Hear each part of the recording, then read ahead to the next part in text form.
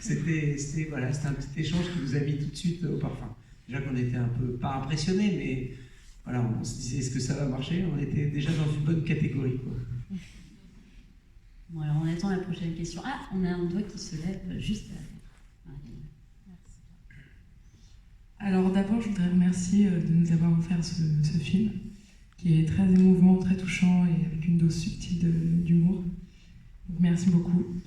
Et j'aimerais savoir, car vous avez donc pu jauger ces personnes touchées par l'autisme à travers l'œil de la caméra, mais j'aimerais avoir votre retour et votre expérience personnelle, votre retour en tant qu'humain, et sur chacune des personnes que vous avez pu rencontrer. Et moi personnellement, j'ai eu un petit coup de cœur pour Joseph. Je pense que beaucoup de gens dans la salle aussi. Et vous, en tant que personne, quelle relation avez-vous tissée avec ces gens-là?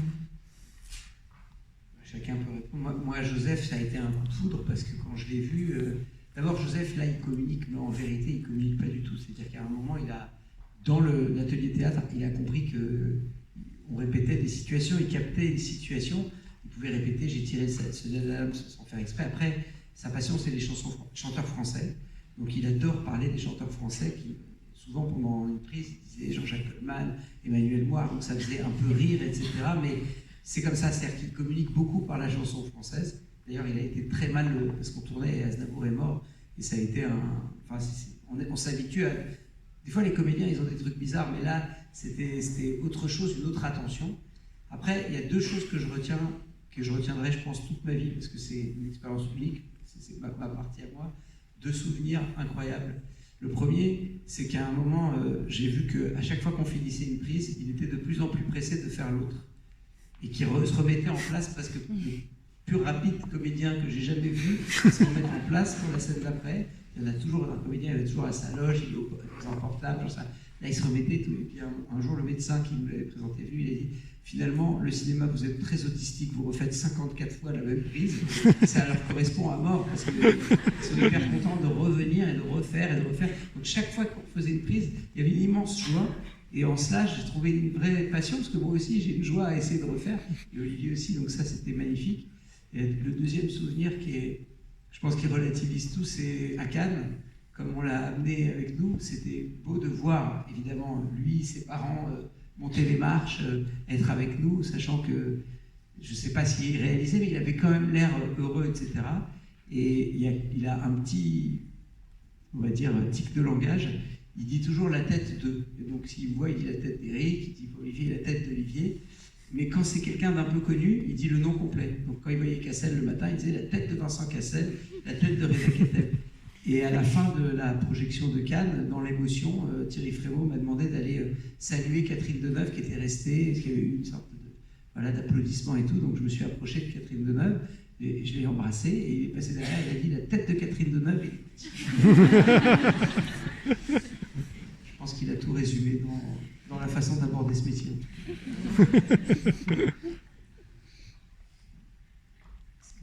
Ah, on a une main qui se lève au fond de la salle. Oui, j'avais le micro depuis quelques minutes. Non, moi, c'était juste pour revenir par rapport à deux séquences qui étaient, je trouve, assez émouvantes. C'était dans le... comment on appelle ça, le hara, l'écurie. Je ne sais plus comment on dit ça, mais... Le hara, c'est un... Le hara, il me semble.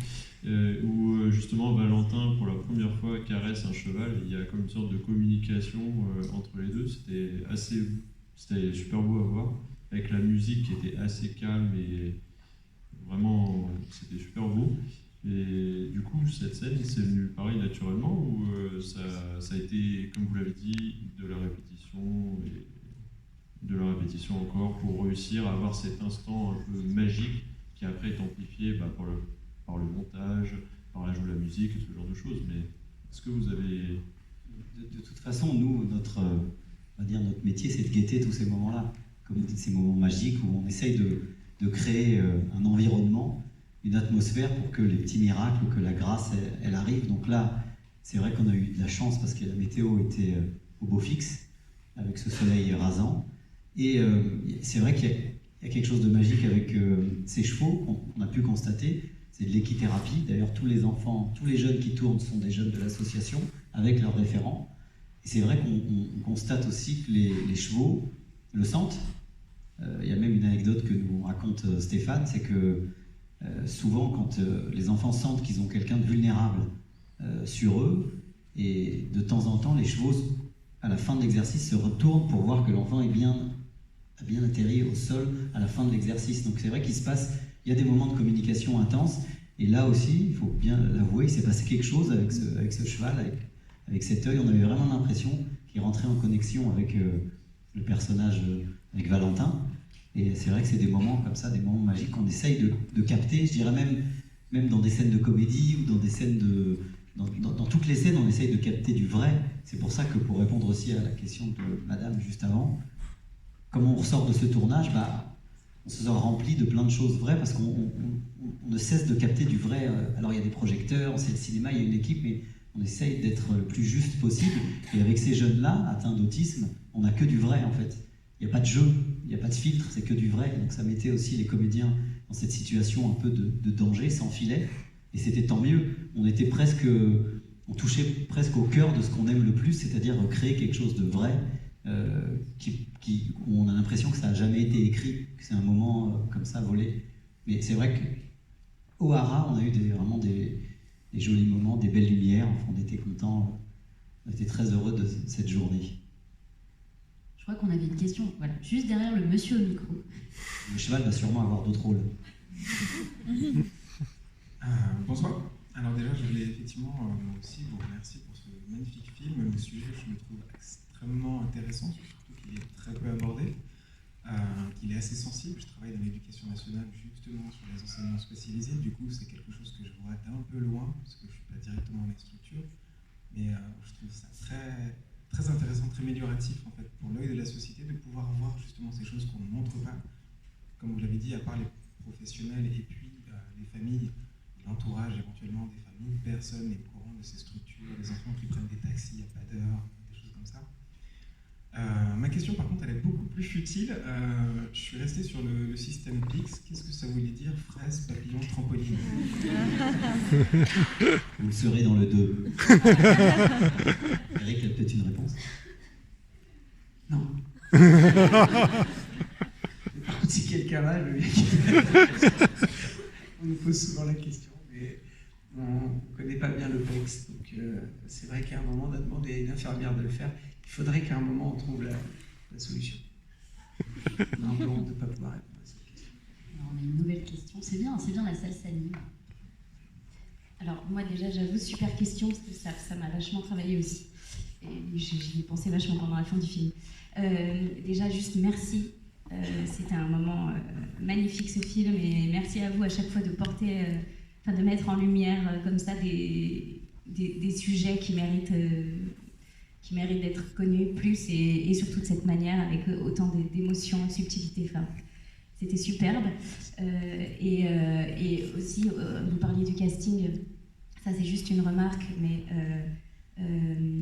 Vincent Cassel et Reda Kateb, on les connaît, effectivement on a hyper envie de les voir en tant que spectateur, et à la fois on les a vus dans tellement de rôles qu'on se dit est-ce qu'on va réussir à oublier qui ils sont, et en fait ça m'a totalement embarqué. Enfin, j'ai complètement oublié que c'était Vincent Cassel et Reda Kateb, j'étais à fond dedans. Donc déjà ça, super réussite.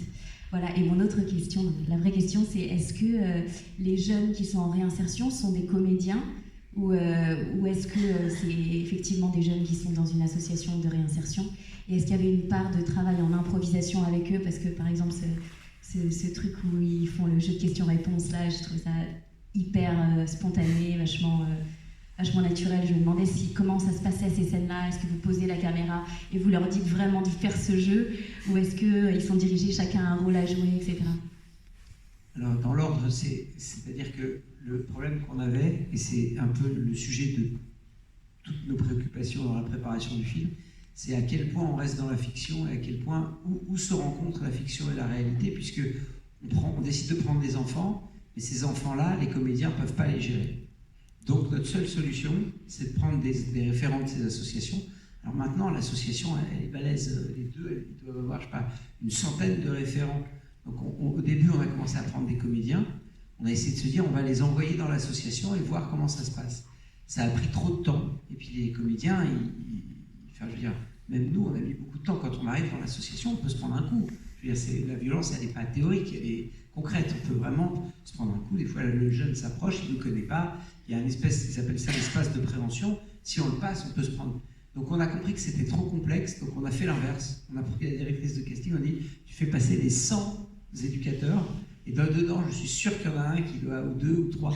Et en fait, évidemment, vous pouvez l'imaginer, c'est que des mecs, effectivement, en réinsertion, mais il y avait 80 qui étaient bons dans les 100, et on savait même plus comment choisir, tellement ils étaient bons. Alors, le plus gros rôle, c'est celui qui joue l'assistant de Vincent, il s'appelle Djibril Fabrice dans le film. Lui, c'était étonnant, parce que c'était vraiment, on lui a fait passer le casting quand il dit c'est un genre de Tinderfush, je crois, c'était tout de suite drôle, etc. Donc, on a décidé d'utiliser ça, et donc pratiquement tous sont des éducateurs. Mais je vais vous donner un exemple de rencontre entre la réalité et la fiction. Quand on était dans l'appartement, tous les enfants, quand on filme au moment où le voisin sonne pour dire qu'il y a quelqu'un qui tape sans cesse, il y avait donc tous les enfants étaient des enfants de l'association, dont certains sont sujets à des crises assez violentes. Mais on voulait que ça soit eux qui tournent, on avait l'autorisation des parents. Donc il y avait les éducateurs et il y avait Vincent. Et pendant tout le début de la journée, ils ont dit à Vincent, mais c'est incroyable le cinéma, alors tout ça, les machins, vous faites les prix. Il y avait une vraie curiosité des éducateurs pour l'acteur Vincent Cassel, Aimé Srine raconte tout et la haine. C'est vraiment lui la star de la journée, et voilà. Sauf qu'à un moment, il y a un enfant qui a fait une crise, et c'est eux qui l'ont maîtrisé, et ça a changé de camp. Et c'est Vincent qui te posait 50 questions. Mais alors là, comment tu savais, comment tu pouvais faire pour le calmer, quelle est ton expérience, quel est ton jugement, Et si vous voulez, c'est là où nous, à un moment, on s'est vraiment senti au milieu. Et on s'est dit, c'est ça qui est intéressant. C'est ça qui est intéressant dans ce film. C'est de faire se rencontrer des mondes et faire en sorte que, voilà, certains peuvent être acteurs alors qu'ils ne le savent même pas, et d'autres peuvent devenir, peuvent s'intéresser, s'ouvrir et s'intéresser à l'autre, être attentifs à l'autre, au point de s'intéresser à toutes les manifestations de crise de ce qu'on appelle l'auto-agressivité, l'hétéro-agressivité. Et puis, d'un coup, les discussions étaient riches. Voilà, ça a été un peu à l'image du tournage. C'est comme ça que moi je l'ai vécu, comme une rencontre permanente entre des mondes. Et je trouve que c'était intéressant pour ça, de faire ce film, faire se rencontrer ces deux mondes-là. Juste pour répondre à l'autre question. Pour la scène des acronymes, non, on pose pas la caméra et on dit non, c'est des répétitions, c'est des lectures. Nous, notre travail, c'est d'essayer de vous faire croire que c'est la première fois qu'ils disent le texte, qu'ils disent leurs mots à eux. Mais non, c'est quand même des séances de travail. Nous, on aime bien l'impro, mais c'est de l'impro stimulée, dirigée, maîtrisée. Parce qu'on sait qu'il y a là, c'était des nuits de tournage. La nuit avance vite. Donc il faut à chaque fois tout. On essaye d'écrire le plus précisément possible en se disant si on tourne ça, on est très content, mais on n'est jamais, nous, satisfait de notre script. On essaye toujours de trouver les petits moments de grâce ou de magie qui n'arrivent que sur le moment, en fait. Et c'est là où nous, on s'auto-stimule l'un l'autre pour essayer de trouver toujours plus, toujours mieux, toujours mieux. Et avec ces tempéraments, comme l'a décrit Eric, c'est des vraies natures, ces jeunes-là, des vraies natures. Il y en a qui voulaient être footballeurs, rappeurs, tout un tas de choses, ça n'a pas marché. Ils sont récupérés par Daoud et par Stéphane. Ils sont hyper bons dans ce qu'ils font, mais ça reste des natures fortes. Donc quand l'artistique les rappelle comme nous on l'a fait, eh bien, ça devient explosif et on y croit tout de suite. Pour prouver ça, vous pouvez nous interroger sur les acronymes, hein, on les connaît. USIDATU, Unité sanitaire interdépartementale. Accueil temporaire de jour. D'urgence. On vous interrogera aussi. Je balaie la salle du regard pour savoir s'il y a une autre. Ah, il y a une main qui se lève juste en bas. Je ne sais pas si on peut apporter un micro. Merci beaucoup. Oui, bonsoir et merci pour ce film bouleversant. Je ne comprends pas qu'il n'ait pas été sélectionné en compétition officielle, mais bon, ça c'est que mon jugement. Je voulais savoir, vous parliez de la rencontre de certains mondes. Alors effectivement, il y a tout cet aspect de handicap lourd, mais il y a aussi un aspect quand même communautaire qui est manifeste. Et ce que je trouve très intéressant dans votre film, c'est que les foi sont manifestes, mais se rencontrent très bien, communient très bien. Et je voulais savoir si cet aspect-là, il est important pour vous. J'imagine que oui. Enfin, voilà, je voulais simplement... il était important, ce qui faisait partie des multicouches intéressantes dans ce film. C'est-à-dire que quand on va dans cette association, on voit, nous on a questionné tout le monde. Nous, c'est un peu notre méthode, c'est-à-dire qu'on arrive, on pose des questions à tout le monde, donc on prend les éducateurs, est-ce qu'on peut vous inviter à boire un café? Comment vous êtes arrivé dans cette association? Donc quand on voit une fille, par exemple, qui a la tête couverte et qui est sûrement de religion musulmane et qu'on voit qu'elle travaille avec un gars qui a une kippa, etc., on lui dit... Et toutes les anecdotes étaient intéressantes, parce que en fait, ça partait justement, s'il parlait des clichés, tout partait des clichés, et ça n'y arrivait jamais. Elle disait, par exemple, bah, moi j'ai postulé dans pas mal de postes, et puis évidemment, quand je suis arrivé, j'ai vu un gars, pour elle c'était un rabbin, elle pensait que c'était un rabbin. Elle dit, quand j'ai vu un rabbin, je me suis dit, ouais, putain, alors là j'ai vraiment peu de chances d'être embauché.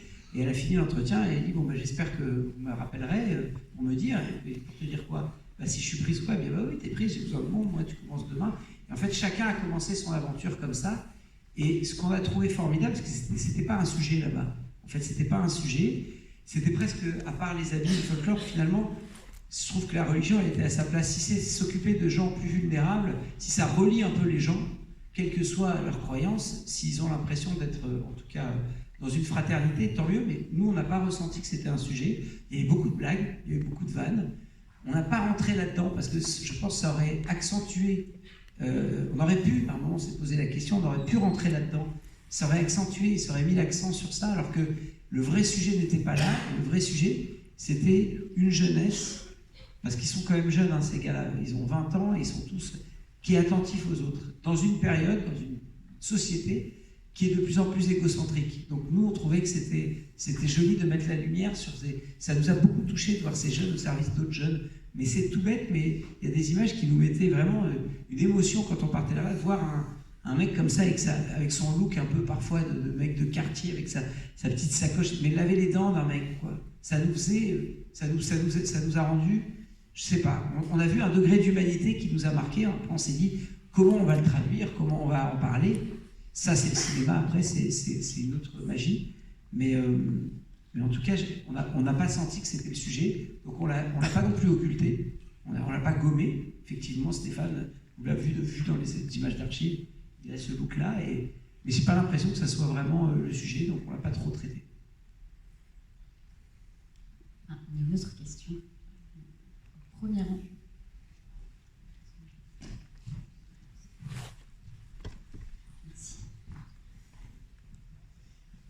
Bonsoir.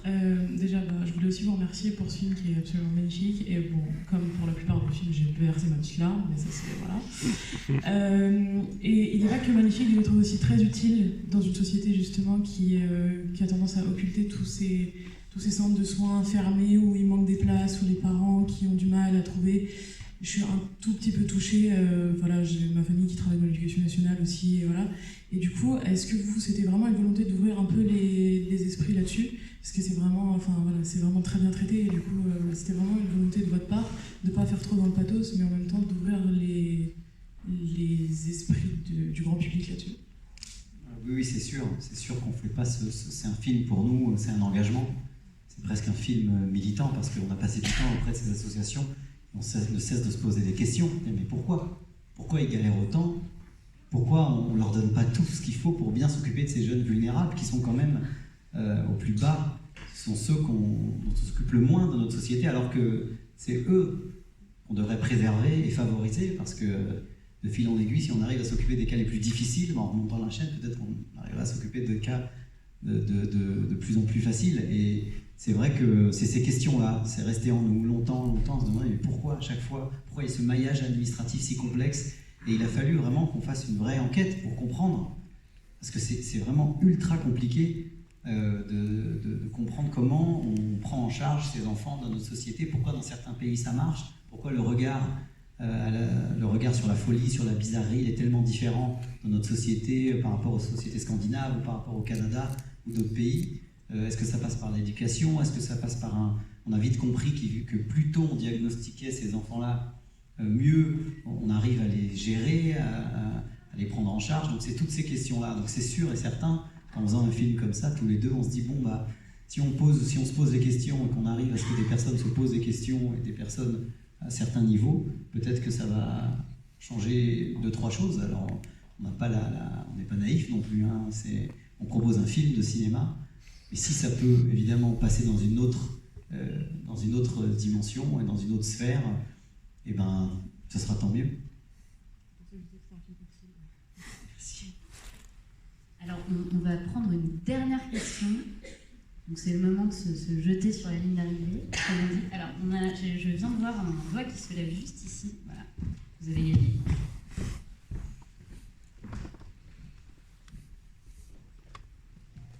Bonsoir, merci encore pour ce film. Je m'associe encore à la salle pour vous dire que ce film est vraiment magnifique comme les précédents. Moi, ma question, elle est plutôt encore une fois autour du vrai qu'on évoquait tout à l'heure. Finalement, vous avez fait un reportage il y a 4 ans. Il n'y aura jamais plus vrai que ce reportage-là. Qu'est-ce que vous cherchez quand vous vous dites on va passer du reportage, qui est la vérité pure à 100%, à un film, si ce n'est finalement plus de visibilité? Qu'est-ce que vous recherchiez, vous, à ce moment-là? En fait, d'abord, le documentaire, c'est pas notre ADN de départ. Donc on l'a fait parce qu'il y a eu une proposition un jour d'un journaliste de Canal+ qui s'appelle Victor Robert, qui appelle et qui fait une collection, il donne 26 minutes de carte blanche à des réalisateurs. Et avec La Biche, il y avait Agnès Jaoui, il y avait d'autres gens qu'on aimait bien, on s'est dit ils l'ont fait, pourquoi pas le faire? Et on s'est dit tiens, parlons de Stéphane et de Daoud. Mais ça nous a replongé en faisant le documentaire. Mais notre vraie façon de réfléchir, elle est plus dans la fiction, pour une raison très simple. C'est que nous, on entretient un rapport, je trouve, dans le fictif, justement, à être proche des enjeux des personnages, à être avec eux à 100%. Alors, le documentaire peut être magnifiquement fait, on restera quand même extérieur à ces situations, on n'est pas dans leur intimité, dans leurs préoccupations, alors que pour connaître Stéphane et Daoud, il y a une part d'intimité, il y a une part aussi de comédie qu'on crée avec ces recherches féminines, il y a une part de, je sais pas, de quelque chose qui est de l'ordre vraiment de l'intime et que seule la fiction peut faire. Alors c'est vrai, je vais faire mon Fabrice Lucchini, mais il y a une citation que je trouve très jolie et qui illustre bien ça, que je cite souvent, et je vais le faire ce soir, c'est Picasso qui dit « L'art est un mensonge qui dit la vérité ».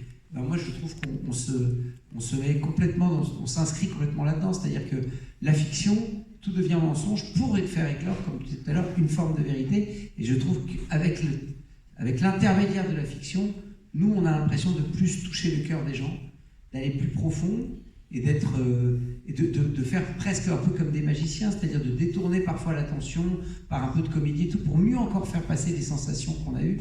Et donc on est des meilleurs traducteurs grâce à la fiction. C'est comme ça, le documentaire, c'est comme une étape par laquelle on est passé, parce que c'est un sujet qui fait peur, et c'est un sujet duquel il faut s'approcher doucement, et c'est un sujet, et c'est peut-être la conclusion, c'est un sujet, d'abord, ça nous fait plaisir de vous voir, parce que d'abord on est toujours anxieux avant une sortie, qu'on a besoin, et que chacun qui a dit que le film était beau, ça nous touche très très très profondément. Mais avant tout, il faut savoir que quand on s'engage dans une histoire comme ça, c'est comme si on avait plein de têtes et plein de paires de yeux qui vous regardaient et qui vous disaient attention, on vous raconte quelque chose, mais maintenant vous êtes responsable de ça, et c'est une responsabilité très forte. Quand on voit des parents d'enfants, comme vous avez peut-être dû voir Hélène Vincent qui dit quand ils sont petits, c'est mignon, mais quand ils grandissent, le regard n'est pas tout à fait le même. Qu'est-ce qu'ils vont devenir quand je serai mort? C'est que des phrases qu'on a entendues. Après, quand on voit les médecins, après même les inspecteurs de l'IGAS qu'on a rencontrés, quand on voit évidemment, on a l'impression qu'on a une charge de responsabilité. Et peut-être que c'est ça qui nous excite aussi, et qui nous intéresse aussi, et que la fiction permet de mieux restituer toute cette charge.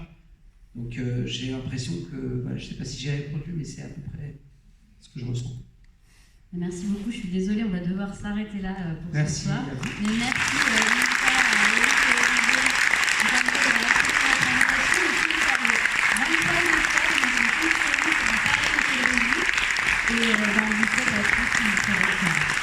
Merci beaucoup. Très bonne soirée, merci.